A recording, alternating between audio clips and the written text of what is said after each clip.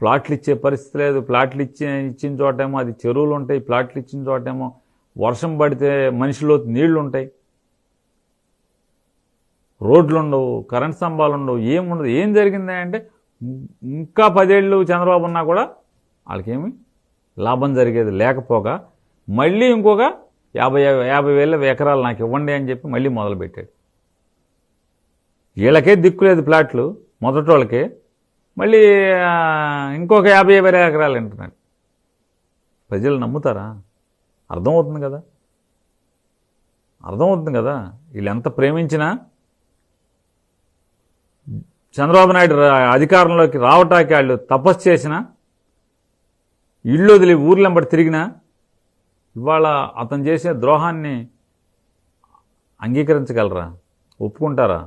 దాన్ని సమర్థిస్తారా?